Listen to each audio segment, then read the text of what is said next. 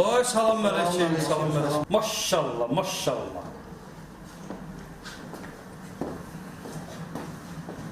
Əyləşin. Bizə 4-cü kurslarda çağırgı olmalı da.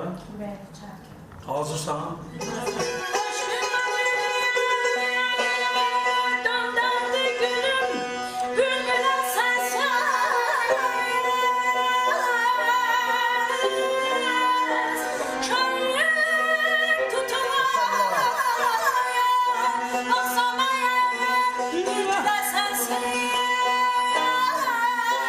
Uşaqla işləmək doğrudan da çətindir.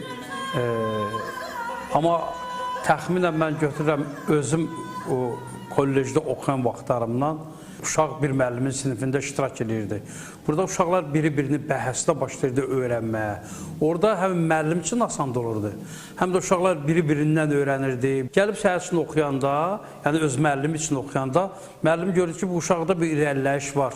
İndi mən belə deyərdim də, 2 ildən bir bu muğam müsabiqəsinə görə, televiziya muğam müsabiqəsinə görə uşaqlarda bir balaca o irəliləmə gedir. Uşaqlar həvəslənirlərsə, öyrənirlərsə buna da mən şükür.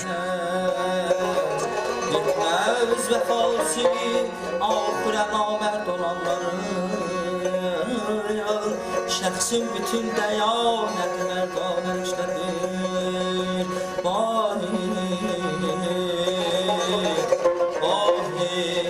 Əgərçi sənətə qiymət verəsə xəlq, şeirində hər... Mən ümumiyyətlə bu sənətə gələndə, Allah can sağlığı versin, Alim Qasımovun kasetlərindən öyrənib gəlmişəm və ilk müəllimim də Hacı Baba Hüseynov olub. Ondan mən rast muğamını öyrənmişəm və bütün muğamlara da Hacı Baba müəllimin ifasına qulaq asıb öyrənmişəm. Hər dərsdə mən Hacı Baba müəllimə bir rəhmət oxuyuram. Çünki onun o nəfəsini mən eləyəndə, tutaq ki, şur oxuyuruq. Eşq-i mülkündə nigarım özünü şah bilir.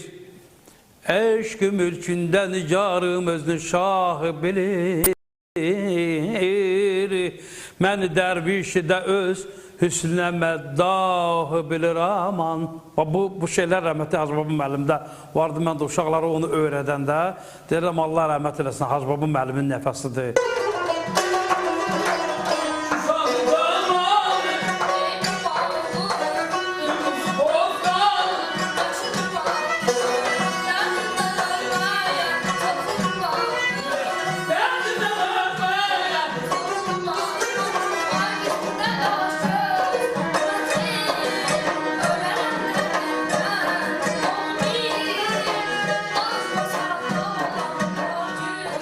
Muğama yeni həvəsi olan uşaqlara mən yeganə tövsiyəm bu olar ki, ələlxüsus o zilxan xanəndələrə, zil registrli oxuyan gənclərimizə mən deyərdim ki, qəzələ fikir versinlər.